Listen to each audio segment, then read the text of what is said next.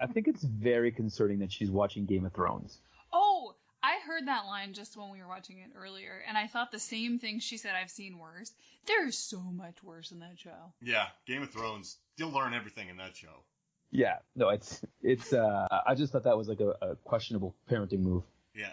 Well, The Rock didn't know, but The Rock's never around. He's always around the world. Yeah, he's hanging out with the fast So crew. he can't be mad at her because... He tells her like a Game of Thrones reference at one point, doesn't he? Oh, yeah, he's like Jon Snow. Yeah. Yeah, he tries to be the cool dad. Yeah. All right, so... Have you seen The Rock on Instagram lately? No, what's he doing? So he has this little daughter now, and her favorite movie is Moana. Hey. And so he'll sing her like the Maui parts.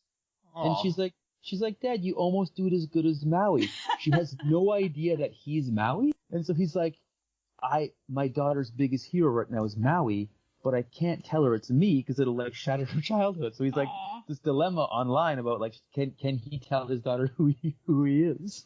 Wow. I mean, wow. I guess it's a good problem to have. That's cute. I wouldn't mind having that problem. I wish you didn't say Maui, no Maui Wowie, no Wowie. Wait, never mind. It's all good. I tried. There was a joke there, you just didn't land on it, Mark. Yeah, I mean, I triple lindied, but I only single lindied, and I broke my leg. Oh. Yeah, and I fell, like, I missed the board completely, the second board. And you ruined your figure skating career. Yeah, that's that's really right. sad. That's It's tragic. Do you think Ryan Reynolds wakes up in the morning and his wife says to him, "What are you doing today?" And he says, "I'm just going to go and steal the show." And then he goes to wherever he's going, steals the show, and goes home. I think he 100% does that. Because he steals the show on this one. If you follow Blake Lively's Instagram account, they are both about stealing the show all day long. Yeah, they got good riff. Yeah. He's funny. And he said, so they sent him the script, and then he got with his script writers, and they rewrote the script for the scene. How can I one up yesterday? Yeah, exactly. So but he was only there one day. So he did all that diner scene by himself, and then the scene with the terrorists in one day.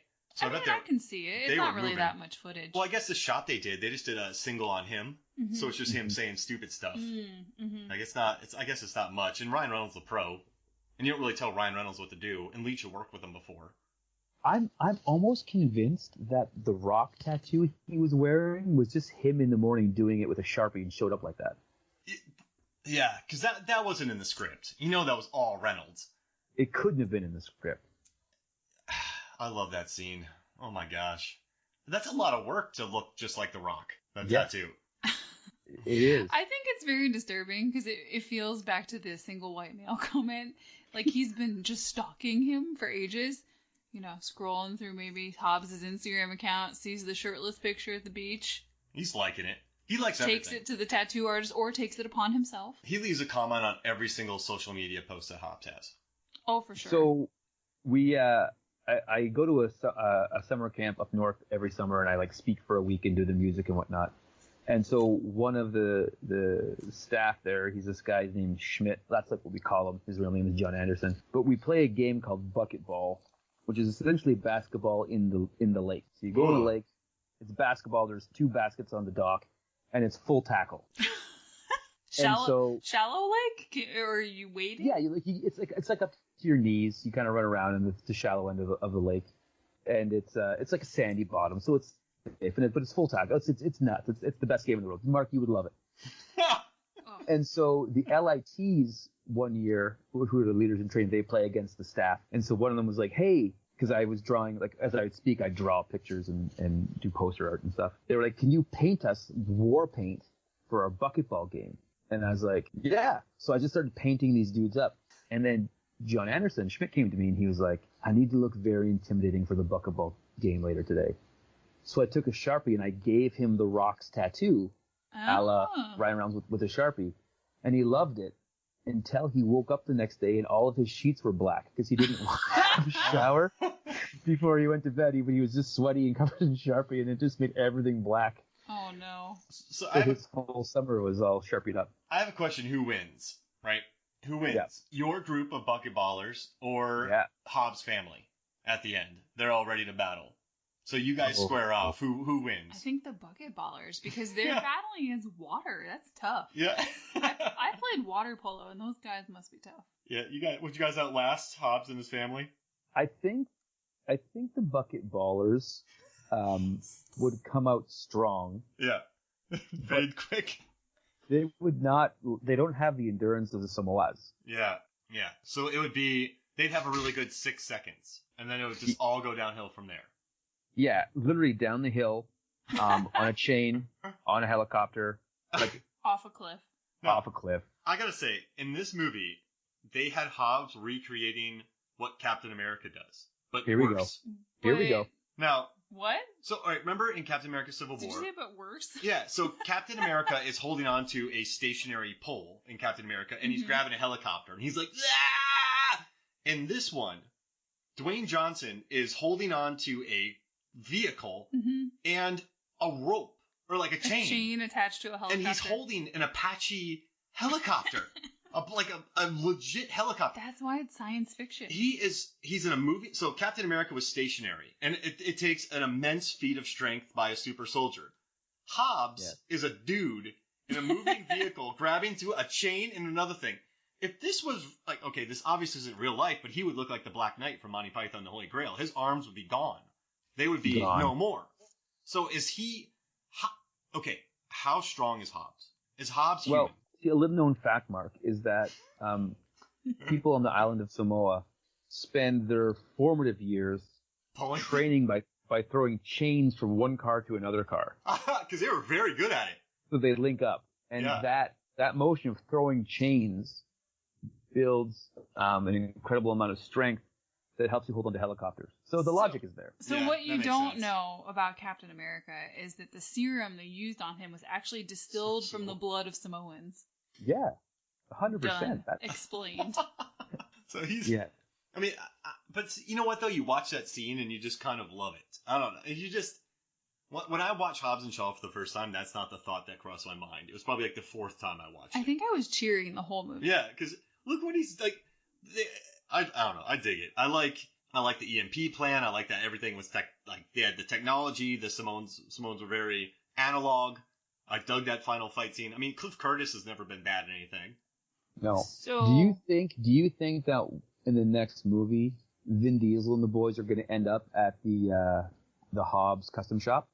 Oh, for sure. Because they made nice. Yeah. That would be fun. Because I think that's a waste if they don't. And I mean, I agree. Now that Vin and The Rock kind of crushed it, listen, here's the thing. I will go watch any Fast and the Furious movie ever made with whatever characters. Mm-hmm. It has to be one character from the franchise. If it's Ludacris's character and that's it, I'm watching it 3 times in the theater. Have you watched the animated series yet? No. Okay. You just blew up my point. I'm making a point. You just blew it up like those things in this movie. I mean, you just shut me down like those oil barrels that they buried under the Samoan sands. You just shut me down like Brixton was shut down. But if you know that The Rock is going to be in a Fast movie, that's going to make you an additional 100 mil. Probably. Or 50 mil, we'll say. So you gotta, like, even if you're pissed off at Dwayne Johnson, it's like, come on, man, like, come make an appearance. Like, make an appearance in our movie. And financially speaking, we just want, because if you're Vin Diesel, you get points from this movie. Like, you get box office if you're Vin Diesel right now. Mm-hmm. So it behooves you to add Dwayne Johnson because that makes you more money. Right. And then you can make Last Witch Hunter 2. Ooh, yeah. I'm into that. And Bloodshot 2.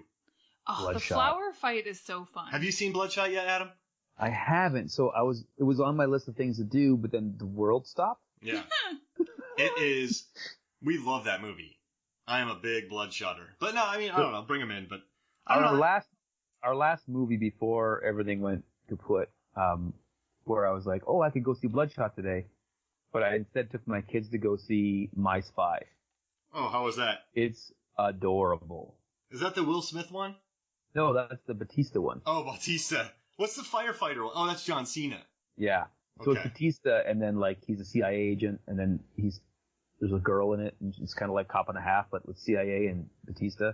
It's pretty fantastic. We should do one that ranks the kids with that action stars, or dogs. So you have Chuck Norris inside, or Top Dog. Mm-hmm. You have Top Dog, two and a half cops, Turner and Hooch. You have K9. Kindergarten Cop, and then you have Dolph Lundgren's in Kindergarten Cop 2.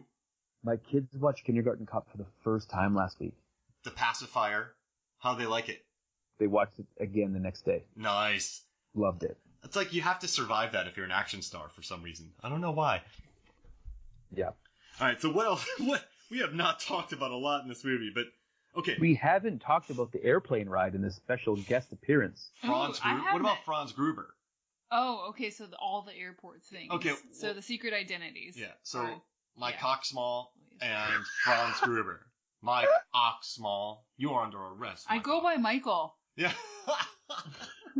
How'd you get out of that? I'm very likable. Yeah, nice babushka. But Franz Gruber makes me so happy. It's just straight up a Hans Gruber thing, but just seeing Jason Statham with a ski cap puts joy in my heart. But how is that a disguise? It's a ski cap. Because now he has something on his head, whereas before he was bald. So in the movie Bottle Rocket, they put little pieces of tape on their noses? Right. And then when they were robbing a place, the people just went, why do you have tape? Like, why is that tape there? And then when they were asked what the people looked like, they just thought about the tape on the people's nose. So, with Franz Gruber, you're like, have you seen this man? No, I haven't. I haven't seen anybody like that. I mean, no. There might have been a guy with a little ski cap, but I don't think that was him. You know, like, I think it's a sight gag, right? Yeah. I think seeing The Rock in a tight shirt is more conspicuous. But see, The Rock can't hide anywhere. No. He can't. No. He can't. Nothing is subtle with this man. No, and it's amazing to me that the man made a living as a professional wrestler, and now he's so much bigger when he's not wrestling. Yeah. Oh, he's huge. I mean, he's a brand. He gets San Andreas makes money. Rampage makes money. San Andreas is very fun. Yeah, it's a cheeky movie. I like me some Rampage. Ewan Grufford. Oh yeah, Rampage. Yep. So they get on the plane, and I love Dinkley. And the one thing I like about Dinkley with Kevin Hart is that he's an actual. What I like about him is he pegs the both of them. He knows they're up to something, then they peg him. But he's like special forces. And then when they need an airplane, he gets them an airplane. From a bathroom. Yeah, from a bathroom. Like, that's not weird enough. I like that there's just such weird moments in this movie. And he's such a weird guy, but he's also a complete, legit warrior who can get you airplanes. There's a lot of very competent people, yes. Oh, wow. Yeah, and Locke is very confident. Loeb is confident. Like, he's confident. Dinkley. That's such a bad name. They call him But Dinkley. here's what Kevin Hart did for me. First, there was the Ryan Reynolds surprise cameo. Didn't see it coming. And then, boom, there was the Kevin Hart surprise cameo. And then I was just waiting for another cameo for the rest of the movie. Oh, and what about, was Cliff Curtis a cameo? No, Cliff Curtis. I guess not at that level, right? Yeah. Like I was waiting for somebody else to show up. Well, we get a little bit more of Helen Mirren in the stinger. Queenie. Yeah, but like an unknown character just to pop. Like I was like, what are they gonna do? Because there was no rules in this movie. I got it. Right? And I was like, the motorbike is a transformer, and we're just not even talking about it. Like it blows up, and we never discussed that motorbike was a transformer ever again. I got it. I have a perfect cameo. Talk to me. So here it goes. So at the very end, right? They're in a lot of trouble. Everything's going down. The Samoans are kind of turning the tide. Right. Out of nowhere, Mr. Shimmy comes with a couple people, and it's Bruce Campbell, who's an associate of Mr. Nobody, Kurt Russell, and Bruce Campbell comes out with a rocket launcher and helps Hobbs and Shaw. And he's called Mr. Shimmy. Okay, so Megan. Yes.